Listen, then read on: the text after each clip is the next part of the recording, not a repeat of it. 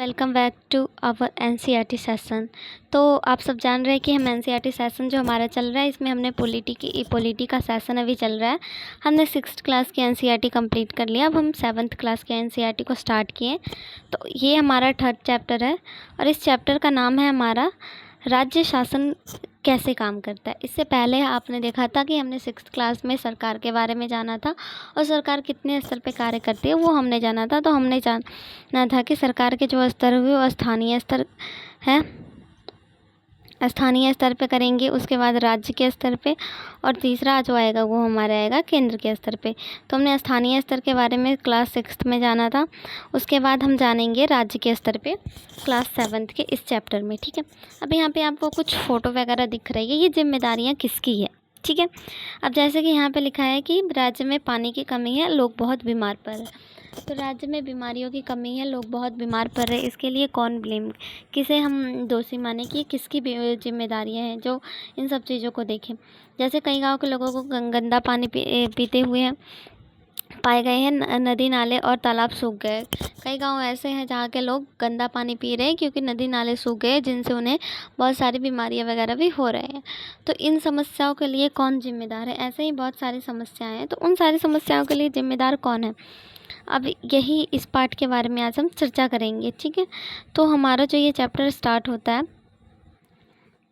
वो एक जो है यहाँ पे जिला मुख्यालय पातालपुरम के लोग के बारे में है, और जो कि 3 दिन में एक बार पानी इनकी सप्लाई की जाती है। और यहाँ जो है जिला चिकित्सालय में मरीजों से अटा पड़ा है, पूरा भरा हुआ है। इनकी संख्या इनमें बड़ी संख्या में हैजे से पीड़ित बच्चे हैं, क्योंकि गंदा पानी पीने की वजह से बच्चे जो है बहुत ज़्यादा हैजे से पीड़ित है। और पूरा जो अस्पताल है वो पूरी तरह मरीजों से भरा पड़ा है, मगर अस्पतालों में वैसे ही हमें फैसिलिटी और सुविधाएं देखने को नहीं मिल रही है। अब हम देखें तो यहाँ पे फिर एक समाचार आया है। ठीक है, टीवी पर समाचार बताया गया था कि हैजे से 10 लोगों की मौत हो गई है। ऐसा क्या हो सकता है कि क्या ये सचमुच में इससे मर सकता है, क्या पता है आपको। बस मुझे ना हो जाए ये बीमारी। ये जो है 2 लोग आपस में बातें कर रहे हैं कि टीवी से इतने लोग मर गए हैं, क्या ऐसा सच में हो सकता है। ये इन दोनों पर्सन के बीच में डर बना हुआ है। तो दूसरा कह रहे हैं, इतने डरे हुए हैं कि कह रहे कहीं ये बीमारी हमें भी ना हो जाए। अब उसी दिन दोपहर में क्या होता है, उसकी मम्मी ने कहा कि बाज़ार से कुछ ठंडा नहीं पीना है आज। उन्होंने आज सुबह ही एक भाषण सुना है, तुम अपनी सेहत की जिम्मेदारी संभालने चाहिए। उन्होंने ये सुना है कि अपनी जिम्मेदारी खुद ही हमें संभालनी चाहिए। ठीक है, अब यहाँ पे कुछ लोग ऐसे ही धरने वगैरह दे रहे हैं कि इन सब के लिए आवाज़ उठा रहे हैं। अब यहाँ पे क्या करें, हम मांग करते हैं कि अधिकारी तुरंत स्वास्थ्य स्थिति को नियंत्रित करने के लिए कदम उठाएं। हमारे विधायक को इसकी जिम्मेदारी लेनी पड़ेगी। अब यहाँ पे लोग जो हैं वो विधायक से अपील करें। अब यहाँ पे आप एक शब्द सुन रहे होंगे, विधायक। तो हम जानेंगे ये विधायक होते कौन है। ठीक है, उपरोक्त आपने पातालपुरम में कुछ ऐसी घटनाएं पढ़ी होंगी, शायद जिलाधीश, चिकित्सा अधिकारी जैसे अधिकारियों के नाम से परिचित होंगे, परंतु क्या आपने विधायक और विधानसभा के बारे में सुना है। तो ये विधानसभा क्या होता है। ठीक है, विधायक यानी एमएलए से, ठीक है, विधायक जो होता है वो एमएलए होता है। विधानसभा के सदस्य को विधायक कहा जाता है। MLA member of legislative assembly इसका संक्षिप्त रूप है। एमएलए का चुनाव जनता के द्वारा किया जाता है, फिर वे लेजिस्लेटिव असेंबली ऑफ मेंबर यानी कि विधानसभा के सदस्य बनते हैं और सरकार बनाते हैं। अब ये विधायक होते कौन है, तो अगर हम बात करें तो जैसे कि हमारा केंद्र के स्तर पे प्रधानमंत्री होते हैं और उनकी जो मंत्रिमंडल होती है, ठीक उसी तरह राज्य के स्तर पे शासन करने के लिए विधानसभा के अंतर्गत हमारे मुख्यमंत्री होते हैं और विधायकों की मंडली होती है। ठीक है, इसी से हमारा विधानसभा चलता है। जैसे कि अगर हम बात करें तो बिहार की बात करते हैं, तो हमारे बिहार में अलग अलग क्षेत्र है, 243 विधानसभा की सीट है।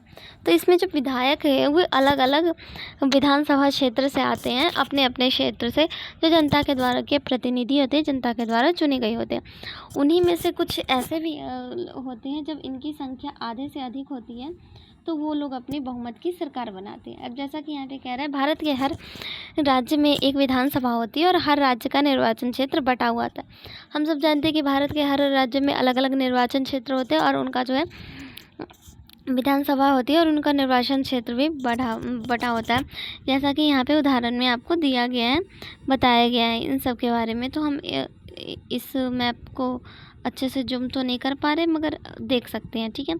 अब हर निर्वाचन क्षेत्र से जनता एक प्रतिनिधि चुनती है, जो विधानसभा का सदस्य यानी विधायक बनती है। तो यहाँ से हमने जान लिया है कि निर्वाचन क्षेत्र से जनता के द्वारा चुना जाता है। अब क्या कह रहा है, जो लोग विधायक होते हैं वे मंत्री या मुख्यमंत्री कैसे बनते हैं। अब यहाँ पे एक चीज़ हमें देखने को मिलेगी कि जो विधायक होते हैं वो मंत्री या मुख्यमंत्री कैसे बनते हैं। अब ये विधायक जो होते हैं वो अलग अलग राजनीतिक दल के भी हो सकते हैं। तो अलग अलग राजनीतिक दल के भी हो सकते हैं। तो अलग अलग राजनीतिक दल के हो सकते हैं। राज्य में उस दल को बहुमत में माना जाता है जिन्हें आधे से ज़्यादा बहुमत प्राप्त होता है, ठीक है। उसके अलावा जो दल होते हैं वो विरोधी पक्ष कहलाते हैं। जैसा कि अगर हम देखें तो बिहार में 243 सीटें हैं पूरी विधानसभा के अंतर्गत। अब ये जब 243 सीटें हैं तो इनमें से जो कोई भी व्यक्ति अगर अपनी सरकार बनाना चाहे तो उसे 243 का आधा हो जाएगा हमारा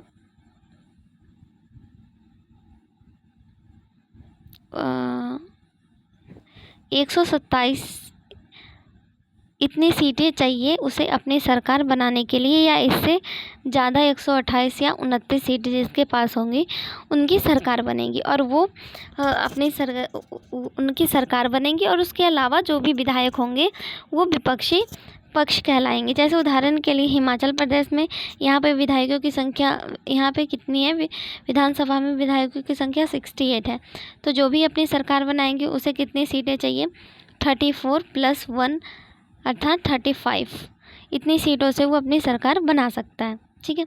अब यहाँ पे देखें तो विधानसभा, अब जैसे कि यहाँ पे बताया गया, विभिन्न राजनीतिक दल के उम्मीदवार ने 2017 में विधानसभा का चुनाव जीता है और वे विधायक बन गए हैं। विधान सभा में कुल विधायकों की संख्या कितनी है, सीट 68 है। इसलिए बहुमत प्राप्त करने वाले किसी भी राजनीतिक दल को 34 से अधिक विधायकों की आवश्यकता होगी। और उस टाइम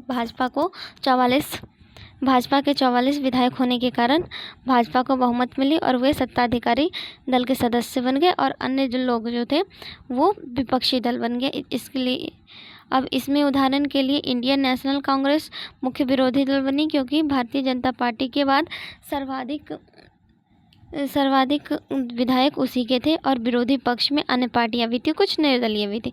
तो यहाँ से हम जान सकते हैं अलग अलग जो विपक्षी दल है वो चुनाव लड़ते हैं, वो किसी पार्टी से भी हो सकता है या फिर निर्दलीय भी हो सकते हैं। अब चुनाव के बाद सत्ताधारी विधायक अपने नेता का चुनाव करते हैं, वो मुख्यमंत्री बनते हैं। इस उदाहरण में अब यहाँ पे बीजेपी की सरकार थी, बीजेपी की सरकार ने इस व्यक्ति को श्री जयराम ठाकुर को अपना नेता चुना और वो बाद में मुख्यमंत्री बने। और इसके बाद मुख्यमंत्री इन मंत्रियों का चयन करते हैं और राज्यपाल मुख्यमंत्री तथा अन्य मंत्रियों की नियुक्ति करते हैं। अब यहाँ पे देखें तो मुख्यमंत्री एवं अन्य मंत्रियों का दायित्व क्या होता है। तो मुख्यमंत्री जो होते हैं तथा अन्य मंत्री का दायित्व यह होता है कि वो शासन के विभिन्न विभागों एवं मंत्रालयों को चलाए, अलग अलग करता और उनके कर्तव्य भी अलग होते। मुख्यमंत्री और मंत्री जो होते हैं जो अलग अलग कार्यालयों अलग अलग विभागों के मंत्री होते हैं। तो वो अपने अपने क्षेत्र में अपने अपने क्षेत्र के अपने अपने कामों को अच्छे से करें, अच्छे से देखें। जहां सभी विधायक चाहे वो सत्ताधारी दल के या विरोधी दल के विभिन्न विषयों पर चर्चा करने के लिए एक साथ एकत्रित होंगे। हमें ये भी पता चलता है विधानसभा जो है ऐसा स्थान है जहां सभी विधायक एक साथ एकत्रित होते हैं, चाहे वो विपक्षी दल हो या फिर पक्षी दल हो। इस तरह कुछ विधायक दोहरी जिम्मेदारी के भी होते हैं, जैसे एक विधायक के रूप में और दूसरा मंत्री के रूप में। इसे हम आगे पढ़ेंगे। अब यहाँ पे देखेंगे विधानसभा में बहस कैसे होती है, तो ये हम देखेंगे। अब ये सारे बच्चे जो है विधानसभा में घूमने अब विधानसभा की बहस को देखें तो एक विधायक अब ये क्या कह रहा है, अखंडपुर गांव में मेरे निर्वाचन क्षेत्र में पिछले 3 हफ्तों से हैजा के कारण 15 लोगों की मृत्यु हो चुकी है। मेरे विचार से सरकार के लिए यह बड़ी शर्मनाक स्थिति है। अब पहला विधायक कह रहा है कि हमारे क्षेत्र में हैजा से 15 दिनों में हैजा के कारण 15 लोगों की मौत हो गई है। मेरे विचार से ये सरकार के लिए शर्मनाक बात है कि जो सरकार प्रौद्योगिकी में खुद को सर्वश्रेष्ठ घोषित कर रही हुए हैजा जैसी साधारण सी बीमारी को रोकने में असफल है। तो मैं स्वास्थ्य मंत्री का ध्यान इस ओर आकर्षित करना चाहती हूँ। दूसरा क्या कह रहा है, मेरा यह प्रश्न है कि सरकारी अस्पतालों की दशा इतनी खराब क्यों है। सरकार जिला अस्पतालों में डॉक्टरों व चिकित्सा कर्मचारियों की ठीक से नियुक्ति क्यों नहीं कर पा रही। अब दूसरा कह रहा है कि सरकारी अस्पतालों की स्थिति इतनी दयनीय है, सरकार वहाँ पे डॉक्टर और चिकित्सा कर्मियों को क्यों नहीं नियुक्त कर रहा है। मैं यह जानना चाहूँगा कि सरकार इस स्थिति का सामना किस प्रकार करने जा रही है। दूसरा विधायक सरकार से जवाब मांग रही है। अब तीसरा क्या कह रहा है कि मेरे निर्वाचन क्षेत्र में टोल पट्टी है, वहाँ पे पानी की, आप तीसरे विधायक को पानी की समस्या है, ये विधायक है उसे पानी की समस्या है, ये पानी के लिए सरकार से जवाब मांग रहे हैं कि कितने कुएं और तालाब आपने अभी तक खुदवाए और कितने टैंकरों को काम पे लगवाए हैं और सफाई कितनी कुएं और तालाबों की, इसके अलावा सफाई और कार्रवाइयों ने संक्रमण से मुक्त किया। क्योंकि ये सारी जो बातें हैं ये कहीं ना कहीं जल से ही उत्पन्न हो रही बीमारियां हैं। ठीक है, अब देख रहे हैं चौथे विधायक क्या कह रहे हैं। ये पक्षी दल के विधायक हैं, सत्ताधारी दल के जो है विधायक हैं ये। अब ये क्या कह रहे हैं, मुझे लगता है मेरे साथी समस्याओं को बढ़ा चढ़ाकर बात कर रहे हैं। सरकार स्थिति को नियंत्रण में लाने के लिए कदम उठाए हैं, पानी का टैंकर लगवाए हैं और ORS के पैकेट बांटे जा रहे हैं। सरकार लोगों की मदद के लिए भरसक प्रयास कर रही है। ये अपने सत्ता के पक्ष में, अपने लोगों के पक्ष में, सरकार के पक्ष में अपनी स्टेटमेंट दे रही है। अब पांचवें विधायक क्या कह रहा है कि हमारे अस्पताल में सुविधाओं की हालत बहुत खस्ता है। कई ऐसे अस्पताल हैं जिसमें डॉक्टर नहीं है और चिकित्सा कर्मचारी पिछले कई सालों से नियुक्त नहीं किए गए। अब पांचवें विधायक क्या कह रहे हैं, हमारे अस्पताल की स्थिति ऐसी है कि वहाँ पे कई तो हॉस्पिटल ऐसे हैं जहाँ पे तो चिकित्सा डॉक्टरों की नियुक्ति नहीं है और जिनकी है वो छुट्टी पर है, बहुत लंबी छुट्टी पर। यह शर्मनाक स्थिति है।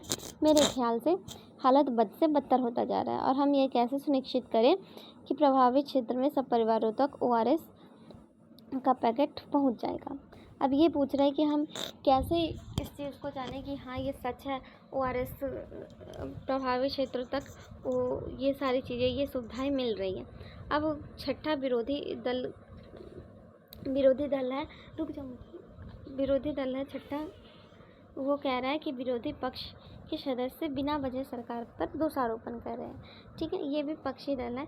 हमारी सरकार पिछली सरकार ने सफाई पर कोई ध्यान नहीं दिया था। अब हम कई वर्षों से चारों तरफ के फैले कूड़े को सफाई कराने का अभियान शुरू कर दिया। ये भी उन्हीं के पक्ष में अपने पक्ष में ये दे रहे हैं बयान। ठीक है, अब यहाँ पे हमने देख लिया कि उपरोक्त चीज़ों से कि विधानसभा में बहस कैसे चलती है। अब इसके आगे हम देखेंगे। अब देखिए तो यहाँ पे अब देखते हैं कि आपने विधानसभा में चल रही बहस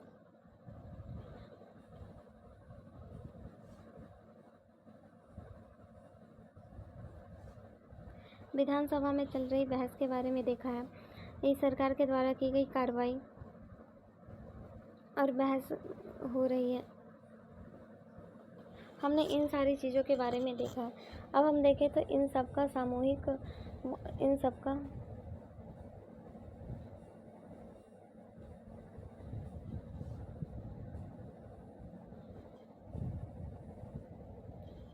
अब यहाँ पे अगर हम देखें तो यहाँ पे क्या कह रहा है, सामान्य भाषा में सरकार शब्द से तात्पर्य विभिन्न विभागों में मंत्रियों से होता है जो उन प्रभारियों हैं। इन सब का सामूहिक प्रमुख कौन होता है? मुख्यमंत्री होता है। इन सब का सामूहिक प्रमुख यह सरकार के कार्यकारी का हिस्सा है, यानी कि यह कार्यपालिका कहलाता है। और दूसरी तरफ सारे विधायक जो विधानसभा में एकत्र होते हैं वो विधायिका कहलाते हैं। विधायिका के रूप में वे सरकार के कार्यकारी हिस्से को काम करने का अधिकार देते हैं, फिर उसके काम की जांच भी करते हैं। तो यहाँ से हमें क्या पता चला, ये जो मुख्यमंत्री वगैरह है ये हमारे कार्यपालिका का हिस्से में आते हैं, और ये जो विधायक वगैरह है वो हमारे विधानसभा से रिलेट करते हैं, इसलिए ये विधायिका के अंतर्गत आते हैं। अब हम देखेंगे शासन प्रणाली। इससे पहले हमने देखा था बहस कैसे किया जाता है। अब बहस से तात्पर्य ये होता है कि किसी मुद्दे पे बहस करना, या फिर जब कोई कानून वगैरह बनता है तो उस पर भी बहस की जाती है। अब केवल विधानसभा में ही सरकार काम के बारे में टीका टिप्पणी करे और सरकार की कार्रवाई करने की मांग नहीं की जाती है। आप नियमित रूप से अखबार, टीवी चैनलों एवं अन्य संगठनों के बारे में बात करते हैं। लोकतंत्र में अनेक माध्यमों से लोग अपने विचार को व्यक्त करते हैं और कार्रवाई करते हैं। इसी तरह एक तरीका यहाँ है। अब देखें तो यहाँ पे अगर हम देखने का प्रयास करें तो विधानसभा में चर्चा हो रही है। थोड़े समय बाद स्वास्थ्य मंत्री जो है वो प्रेस वार्ता में उपस्थित होंगे। ठीक है, अब स्वास्थ्य मंत्री प्रेस वार्ता में उपस्थित है तो इसमें कुछ शासकीय अधिकारी भी उपस्थित हैं। अब इनसे अलग अलग तरह के सवाल पूछे जाएंगे, जैसे कि अगले सप्ताह मुख्यमंत्री एवं स्वास्थ्य मंत्री पतालपुरम का दौरा पर गए थे। उन्होंने वहाँ पे जो प्रभावित जो बीमार व्यक्ति हैं उनके परिजनों से भेंट की, उनके रिश्तेदारों से भेंट की और उन्हें मुआवजा वगैरह दिया। अब यहाँ पे देखें तो मुख्यमंत्री ने किया धनराशि का वादा। तो आप यहाँ पे देख सकते हैं कि जो किसी भी तरह की कोई प्राकृतिक आपदा या फिर ऐसी कोई घटना वगैरह होती है तो उसके बाद जो पीड़ित व्यक्ति होते हैं उसे सरकार की तरफ से मुआवजा भी दिया जाता है। ठीक है, अब इसके अलावा क्या होता है, किसी भी घटना के लिए हम जांच, जो सरकार की तरफ से जांच समिति का गठन किया जाता है ताकि उसकी जांच की जाए। इसके अलावा अगर वो सफाई से रिलेटेड जैसे यहाँ पे है तो जो सफाई सुविधाओं के लिए जिले की ज़रूरत के बारे में विचार करेंगे और लोक निर्माण दिशा निर्देश देंगे ताकि वो पानी की उचित व्यवस्था पर ध्यान सकें। ये स्टेटमेंट मुख्यमंत्री और स्वास्थ्य मंत्री के द्वारा दिया गया। अब जैसा कि आपने देखा है कि जो सत्ता में होती हैं जैसे मुख्यमंत्री, स्वास्थ्य मंत्री, उन्हें समस्याओं की कार्रवाई करनी होती है तो यह विभिन्न विभागों के द्वारा करवाते हैं। लोक निर्माण, कृषि विभाग, स्वास्थ्य विभाग, शिक्षा विभाग, उन्हें विधानसभा में उठाए गए प्रश्न के उत्तर देने होते हैं और प्रश्न करने वाले लोगों को आश्वस्त करने होते हैं कि उचित कदम उठाया जा रहा है। ठीक है, ये सारी चीज़ें भी करनी होती है, जैसे कि जिसका उत्तर देने के लिए उन्हें प्रेस वार्ता जैसी चीज़ों को आयोजित करना होता है।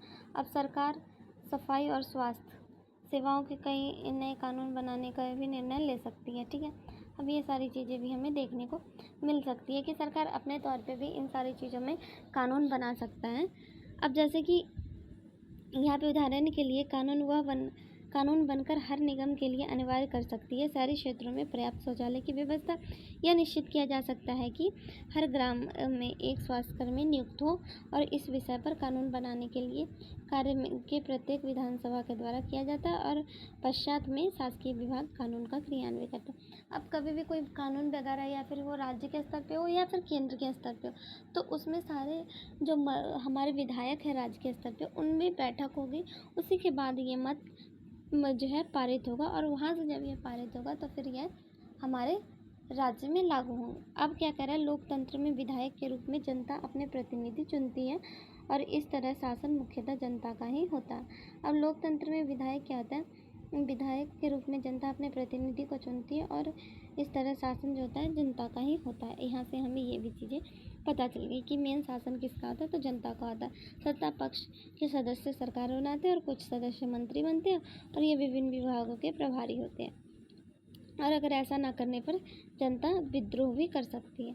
अब यहाँ पे आप देख सकते हैं कि इसी के साथ ये जो चैप्टर है हमारा ये यहाँ पे समाप्त होता है। तो आज हमने राज्य के शासन के बारे में जाना है, तो इसी के साथ अब थैंक यू।